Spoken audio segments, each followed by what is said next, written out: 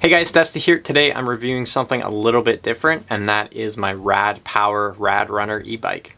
So in this video I'll go over the basic specs on the bike, how we use the bike, all the accessories that I've added onto the bike, some of the pros and cons, how much we spent on the bike and the accessories, and my final thoughts. And we'll get started with the specs on the bike. Of course, being an e-bike, there obviously has to be a motor. So on the Radrunner, you're looking at a 500 watt motor.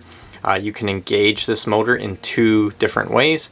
First of all, there's the twist grip throttle on the right side of the handlebars, and you can ride this bike around without even pedaling if you choose to.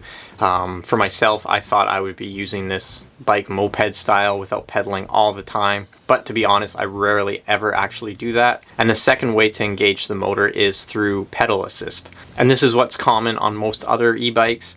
And what pedal assist means is the motor's engaged while you're pedaling to give you an added boost that way. Now you can select what level of pedal assist you want via the LED control panel on the other side of the handlebars. So this little panel shows you quite a few things. First of all, at the top you can see how much battery is remaining. You also have the on-off button. You can also turn your headlight and your tail light on and off. And then you also have your plus and minus buttons to turn your pedal assist level up or down. So in level 0, you're not using the motor at all. And then if you go up to level 4, you're using all 500 watts of your motor while you're pedaling. And for myself, when I'm out riding, I almost always have it in pedal assist level 4.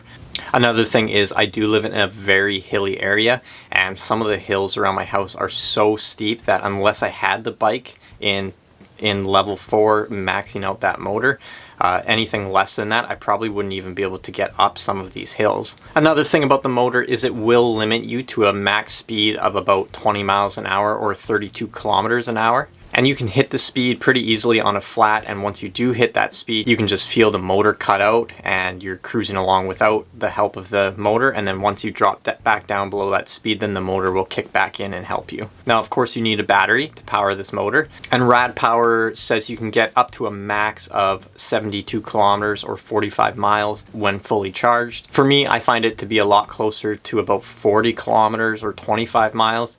And like I already mentioned, I live in a very hilly area, and I always have the motor maxed out. So that's why I'm getting a lot less range than kind of that upper end. The battery does come with a set of keys, and you can turn the battery on or off, and then there is also a third position which unlocks the battery from your frame, so you can slide the battery off and take it inside your house or your office and charge it that way. And you can also just leave the battery on your bike while in the off position and charge it that way as well. Some other features of the bike is that you do have an integrated bell on the handlebars.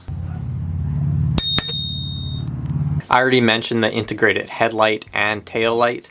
The tail light also doubles as a brake light, and there's also a flashing mode for the tail light, so you can have it flashing when you're riding as well. Now, the Radrunner is a single speed bike. There's no gearing, and to be honest, I think there's no issues with that at all. Having 500 watts on demand in the motor whenever you want, I don't think I would really use gears even if I had them. This isn't a heavily performance inspired bike. It's mostly just going to be about cruising from point A to point B. You're not going to be setting any speed records. So I think having that extra gearing, even though it is offered on the model up from this, the Radrunner Plus does come with some gears. In my opinion, it's unnecessary on this bike. Love the tires on this thing. They are Kenda puncture resistant tires, and the size of them is unique to Radpower. You're not going to be able to replace these tires from a third-party company. You have to get them from Radpower, and they're a unique size. I think it makes the riding experience a lot more versatile. They're not quite fat bike tire size, but it makes the ride of the bike feel smooth and steady. We've done some very light, easy trails on this bike, some grass riding, and then of course pavement.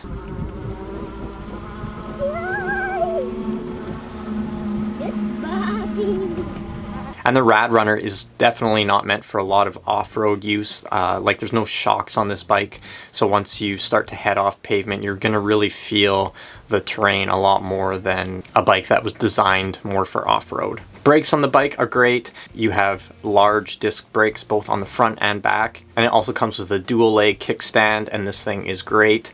It might take you a few times when you first get the bike just learning how to put the kickstand up and down, but once you get the hang of it, it's very easy to use. When the bike is sitting with the kickstand down, the rear wheel will be lifted off the ground slightly. Now, we use the bike in a couple of different ways. I got it mostly so that my wife could start riding around the neighborhood with our daughter. Like I already mentioned a few times, it's very hilly here, and you just can't ride around with the kid attached to your bike unless you have the help of an e-bike. But since we've gotten the bike, I've ridden it way more than her because it's a ton of fun, and we use it for a bunch of different ways. My wife and daughter can join me for my runs now as well. That's something we haven't been able to do before. We rip down to the ocean and hang out on the beach with it. We make many playground runs with it. Now that I've added a basket onto it, we can ride to the convenience store and do a small grocery run. And once school's in, hopefully it'll be one of our main ways of commuting our daughter back and forth from school. Now, as far as accessories go, there are so many different things that you can add onto your Radpower bike. Some of the accessories that we've added on is the passenger upgrade kit as well as the passenger bars. So this came with a different colored main seat and of course that long passenger seat in the back. It also came with some foot pegs that your passenger can rest their feet on. Came with a plastic protector for the rear so that your passenger isn't putting their feet into the rear wheel as well. And then finally it came with the passenger bars so that your passenger can hold on, obviously. So all of that was very easy to install. And then I also bought some fenders through Radpower, and these have not been very easy to install. They're actually not even on my bike right now. I've looked into this, and this is a pretty common issue. The bolts that you're supposed to remove from the bike to put the fenders on came from the factory installed way too tight, and I ended up stripping them and just got fed up and said I'll try to put the fenders on later. And I'm not in a huge rush. We got the bike in the middle of summer. It barely rains here, so I'm not in a huge rush to get the fenders on, and I will be able to get those bolts out. But many other people who have the same problem are going to have to take their bike to a bike mechanic and have them fix this problem, which they should have never came that tight from Radpower in the first place. But fenders, at least in a few weeks from now, is another accessory that's going to be included onto my bike. And then I also got the basket for the front as well as some cargo straps. We put beach toys in the front. We can put a backpack on there. When we go to the grocery store, we can take our groceries back in the basket. And it does have a weight limit of 10 kilograms or about 20 pounds. So those are all the accessories that I bought through Radpower. I also bought some third-party accessories like the mirror, the bike lock, which I keep attached to the frame. And lastly, I also bought this very loud alarm to keep my bike safe. So like I mentioned, installation for all the accessories minus the fenders was very straightforward and simple, and putting the bike together itself was very easy as well.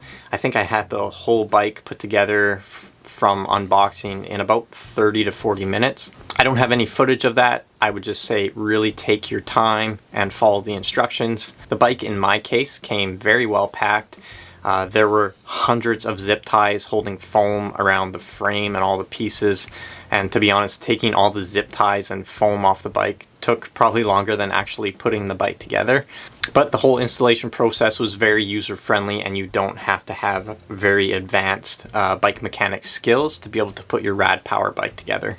So pros and cons of the bike. To be honest, it's mostly all pros. My wife, myself, my daughter, we all love the thing. I asked my wife if she had any cons about the bike before making this video. She did not.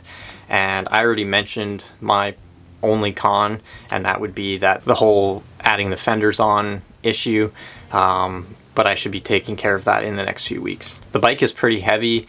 The stock bike weighs in at 65 pounds. Mine, with all the accessories added, probably is closer to 70 to 75 pounds. Now, as far as price goes, we bought the bike, I think we got it on sale. We paid 1,600 Canadian. And then with all the accessories added, I think we're basically right at 2,000 Canadian or a little over 1,500 US. And at the time when we were comparing the Radpower Radrunner bike to other options out there, it seemed Radpower, for a company that had such good reviews, when you compared it to its competitors, it was coming in quite a bit less expensive. And I come from the world of triathlon, where a $10,000 bike is the norm these days. And ultimately $2,000 for the bike and all the accessories, I think was a pretty good investment. Hey, just editing this video, not sure why, but my final thoughts got cut out. I highly recommend any bikes by Radpower.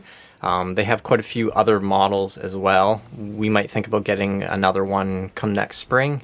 Anyways, if there's anything I left out of the review, just let me know down below in the comments and I'll get back to you. And like always, thanks for watching, and I'll see you in the next video.